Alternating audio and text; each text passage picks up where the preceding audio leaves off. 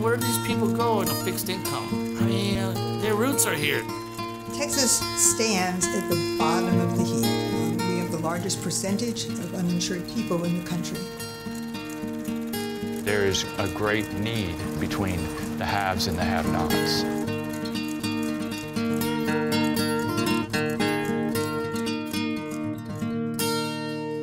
Good evening. I'm Judy Maggio. Austin's facing an affordability crisis. Tonight on Decibel, what's working to bridge the growing wealth gap and where we're falling short. As our city prospers, many people find themselves priced out. The spike in our cost of living impacts everything from housing to health care to hunger. Nowhere is our city's economic divide wider than in East Austin. Gentrification is a very benign term. It has a softness to it. But what has happened to my community and the other historic communities in East Austin has been terrorism of a sort. Many families who've called East Austin home for generations can no longer afford to stay. Where do these people go in a fixed income? Their roots are here.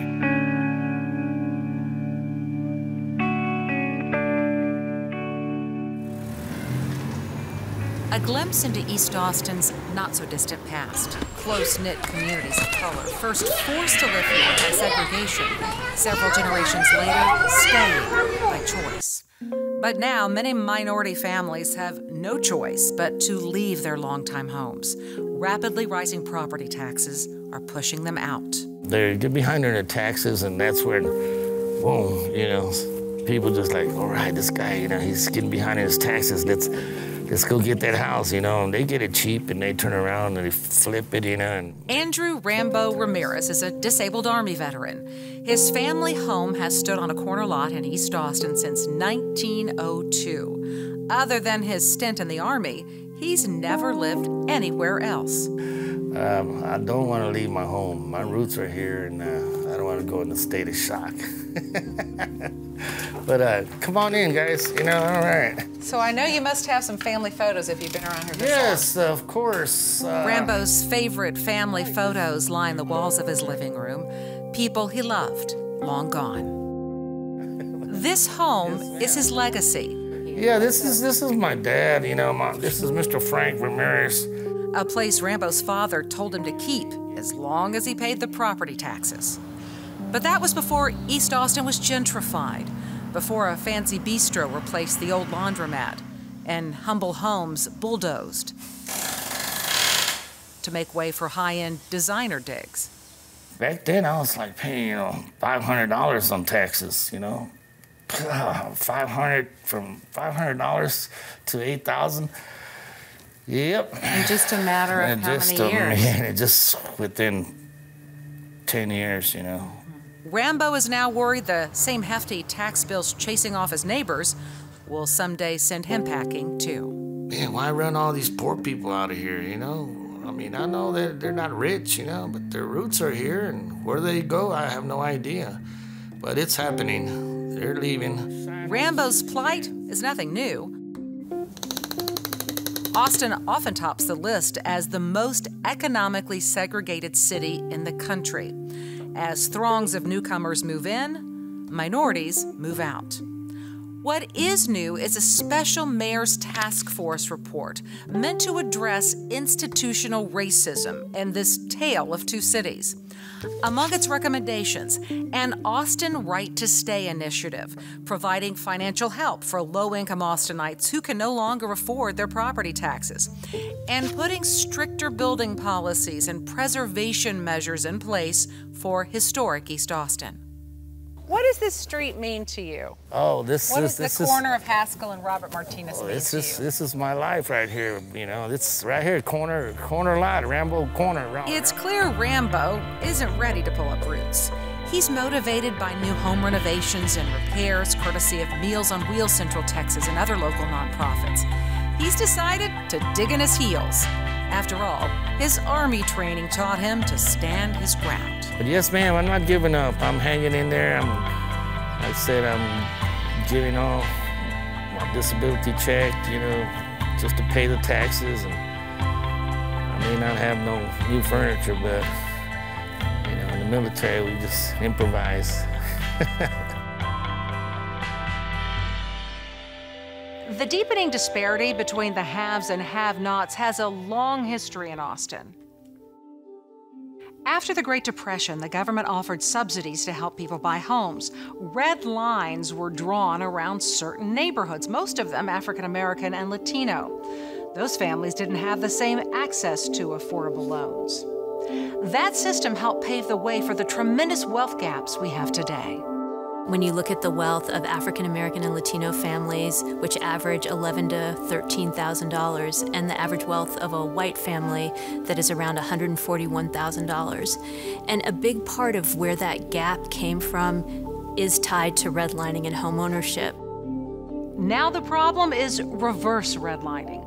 Businesses often located in low-income minority neighborhoods offering easy credit and very high interest loans.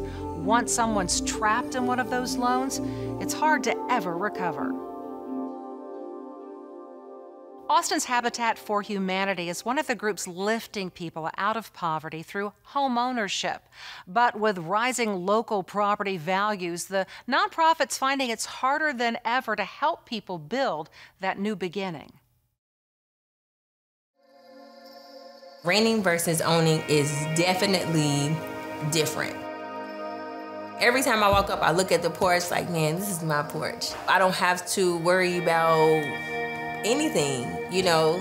You own it. I literally own this space.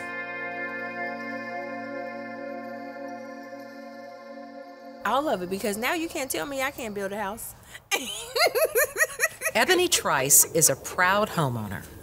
I mean, this house is literally has my blood, sweat, and tears in it because I have worked for this home. Nobody didn't give it to me. Everything that happened in the entire process is because I worked for it. Everyone who buys a Habitat for Humanity home works for it. You have to do your 300 hours. The good thing is it's not all on building a home. So some of the hours are classroom, whether it's about paperwork as far as your tax paperwork, how to take care of your home. They do a walkthrough in another person's home to kind of show you the different things that you can fix on your own. Homework. For Ebony, this is much more than a house. It's a solid foundation for her future. That's a big accomplishment for me, you know, and just to be able to show my daughter, like, you don't have to do everything with someone. You know, you can get some things on your own. Ebony is a wonderful Austin Habitat success story. She not only is providing a future for her daughter, for her family, but she is making a difference in the community as well. And so this definitely has been a stabilizing force in her life. When you smile, everybody speaks to you. So helping, it comes easy. She also never thought she'd be a homeowner in her 30s. For her, this house is a dream come true. Because when I called my mom, I was hyperventilating. I was like, Mama, I was like, because I was so excited. Because she was like, what is it? What's wrong? I was like, I got the house. Ebony's home sits in Northeast Austin's Colony Park, a neighborhood lined with Habitat for Humanity houses. But Habitat has stopped searching for new lots within the city limits. Unless that land comes from a generous donor, they can't afford it. Lots in East Austin are over $100,000 a piece in our old Habitat neighborhoods and up to $300,000. And you can't build a single home with a yard and a fence the way we used to in East Austin on a lot that size. You just not for that cost. Habitat has been hit hard by rising property values in once affordable neighborhoods. So have many families who've called East Austin home for generations. The realities of gentrification are high home prices and property taxes. We need more affordable housing. We need to allow more families, more diversity in our communities, more of our working folks in the community who are just getting pushed further and further away from the core of the city. Dakota, when that fills up in that bowl. Ebony's only lived in Austin a few years and is grateful for a home convenient to the city core. But she's worried future newcomers will need a big salary to afford buying even a very small house within the Austin city limits. They're building so much in Austin that I think that they are forgetting that you need the people in order to have a city. There is not a city or a state in the United States of America that is only for tourists, that people don't live there. Well, if they keep it up, that's what Austin is going to be. We're going to be all out. We're going to be all outside of here coming in, and that is not a city. Next to housing, the biggest strain on many family budgets is childcare. Austin and Travis County are among the most expensive places for childcare in Texas. Paying around $1,000 a month for quality childcare leaves many middle and low-income families with tough financial choices. Katie Smith is a local teacher and the mom of a toddler. How do you budget for childcare? That mortgage and childcare affects grocery bill, what we buy for groceries that month. Some help could be on the way. The Austin City Council recently passed a resolution aimed at bringing more affordable, reputable childcare to all parts of town. Healthcare is another big ticket item for many people. 1 in 6 Texans lack health insurance, the highest number in the country. Crowdfunding sites are now seeing a surge in people taking their medical appeals online. Decibel's Blair Waltman-Alexan has the story of a local rock climber grounded by health issues who turned to social media. Let's do something steep and swingy. This is Chris. Control the leg. Chris is a rock climbing instructor. I'm assistant head coach of Team ATX Climbing. He's great, and the kids can depend upon him. He was almost a cowboy. My granddad was a rodeo cowboy, and I was always drawn to that at a young age. And he's a former lover of coffee. I've realized with my nerve pain that caffeine does not serve my best interests, so sadly I've had to give up many of my favorite things. That's the other thing about Chris. He's grounded by a string of health issues. I was actually reaching the highest heights in climbing, pun intended or not intended, but one night I got out of bed and I felt that pop in my lower back. I had actually injured my thoracic back area and had discovered that I had what is called a syrinx, which is a fluid cyst inside my spinal cord. I couldn't perform the same job duties that I normally could. So I was finding, different ways to support myself, which was fine, but it wasn't making ends meet. Chris is one of roughly 600,000 Texans stuck in the healthcare gap. He makes too much to qualify for Medicaid in Texas, but not enough to get ACA subsidies. And he's not alone. Texas stands at the bottom of the heap. We have the largest percentage of uninsured people in the country. I think a corollary trend is that the largest number of bankruptcies are caused by the high cost of health care. I mean, my first thought was, how do we fix this problem? This is Chris's friend Casey. She suggested crowdfunding to cover his medical costs. I think this was the second one that I had done. There's a style to being able to write up the story on the person. It really kind of comes down to how well you can market. And that's exactly what it is. It felt like marketing the whole time. Most Americans didn't even know what crowdfunding was until somewhat recently. So to do a successful campaign, it takes almost the rare person to do that. That's Lauren Berliner. I'm assistant professor of media and communication studies and cultural studies at University of Washington, Bothell. She co-authored a paper on healthcare crowdfunding.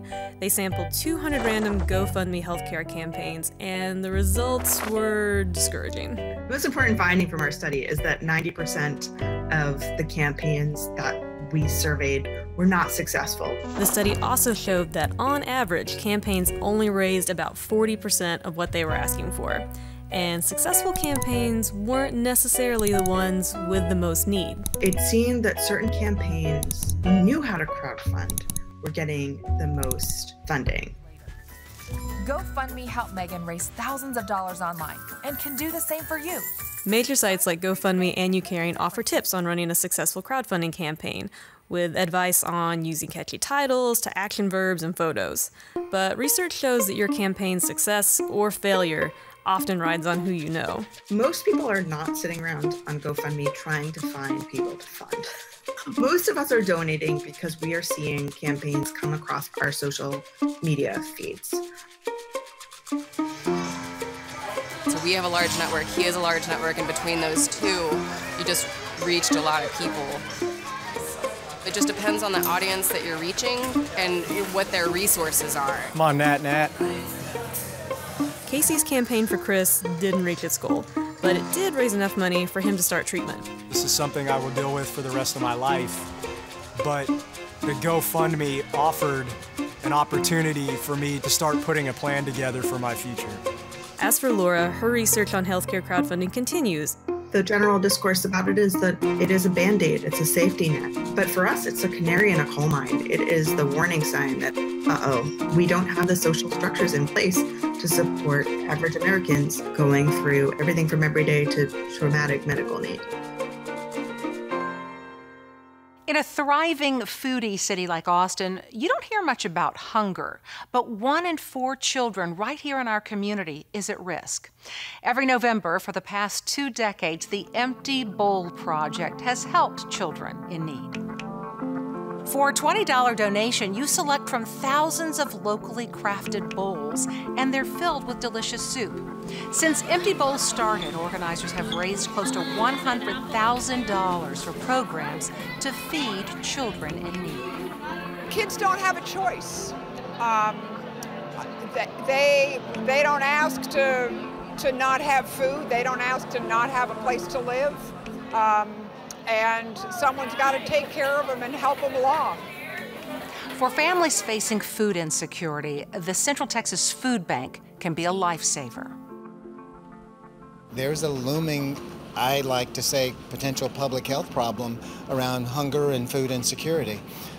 Here at the Central Texas Food Bank, we serve through our partner agencies across a 21-county area approximately 46,000 Central Texans every week. The local food bank has expanded beyond perishables like peanut butter. It's focusing more on fresh fruits and vegetables in the battle against food insecurity.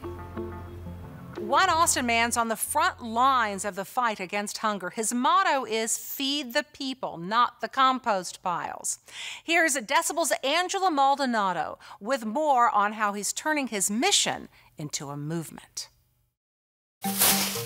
A typical day for me is getting up around 5:45. By 8 a.m., you'll find Alan Schroeder at his second store of the day. He's bagging, loading, and packing up. He's hard at work, but not on the clock.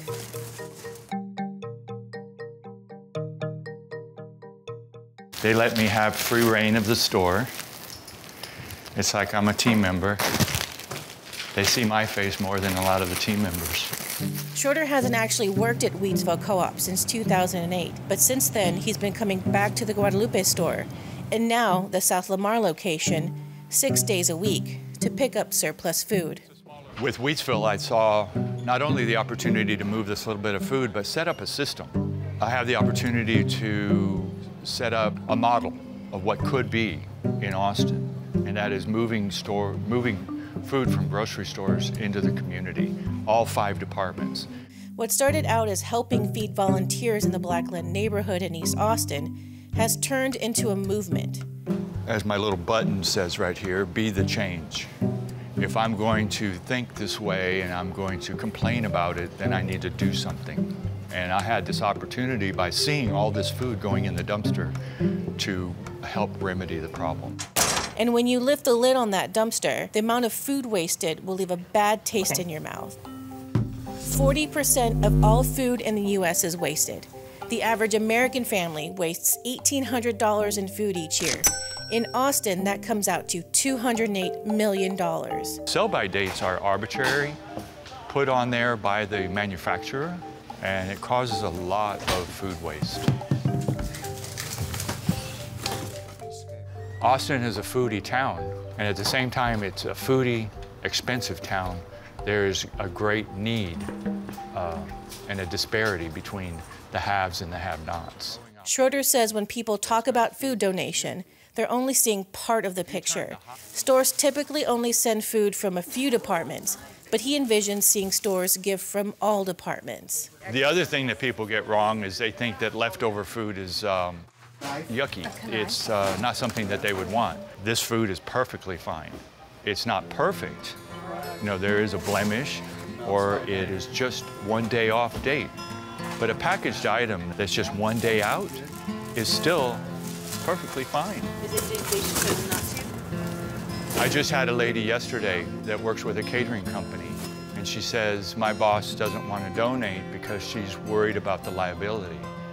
And I told her the Good Samaritan Act says that you can donate food in good faith, good food to feed people, and there's no liability. It's law. And there's a state law also that says the same thing. Y'all, it's a light load today. A light load? After his final drop-off, Schroeder heads to a Fresh Plus to pick up more produce.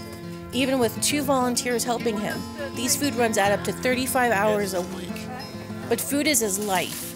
Schroeder's paid job manning the night shift at Sprouts makes his volunteer work possible. But there's not a day that goes by that I'm not doing some kind of food work. So I can't take vacations. I'm committed to running food every day. Finally tonight, a story of food and friendship that we hope will warm your heart. Meals on Wheels Central Texas does much more than provide homebound older adults with healthy meals. It delivers caring companionship. We're going to see Conway Noreen, and everyone calls him Leon. So I've been delivering meals to Leon for probably, I would say, 12 years out of my 23 working for Meals on Wheels.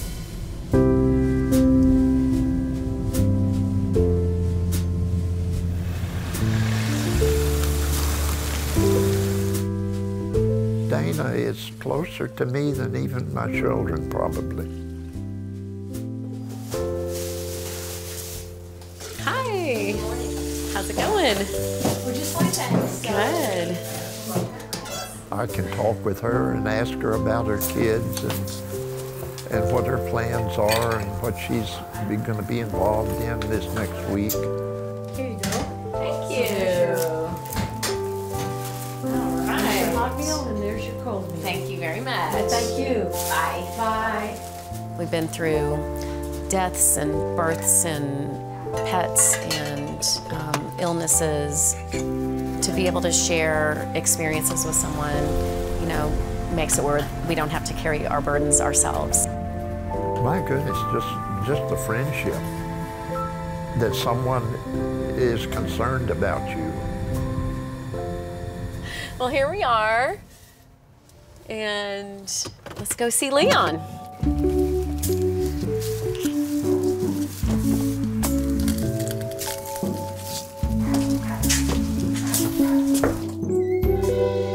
Hi, Leon. Hello. How's it going? Okay. Good.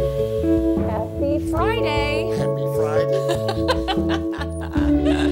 Yeah, happy Friday. Can I put these in the refrigerator for you? Yeah. Okay. Do you want some coffee? Of course. Okay. Okay. Yeah, perfect. Yeah.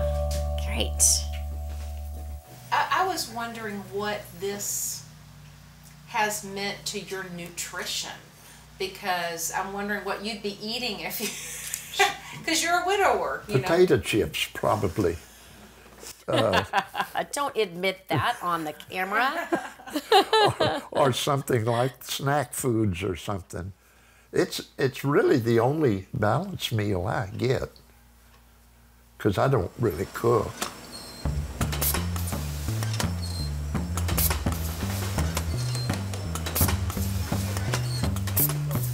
We want to make sure these meals are very nutrient dense, because that one meal is oftentimes 2/3 of their intake over the whole day. So it really counts for 2, and some of our clients, it's the only meal they have. The people we serve don't have access to food, don't have the resources to obtain food, and we provide them this hot, nutritious meal for free every weekday. Food insecurity in older adults really increases their risk of chronic health conditions, exacerbating the ones they already have, and we know all that leads to the hospitalizations, the premature institutionalizations, and of course, most importantly, diminished quality of life of that individual. I might be in a nursing home if it wasn't really, seriously, if it wasn't for Meals on Wheels. From a societal viewpoint, it's much better to keep people in their homes than have them move somewhere. Really, you do a great job being independent, and that is, you know, one of the major goals is to keep people independent, which we know makes people happier when at a time in their life when they should be the happiest. Affordability and food insecurity are just two of the critical issues we've covered. Our KLRU Decibel team is dedicated to amplifying stories that truly matter to Central Texas. We want you to weigh in on those issues and send us your thoughts and ideas. If you enjoyed tonight's Decibel special, be sure to like our Facebook page and be part of the conversation. Thanks so much for sharing your time with us this evening. Good night.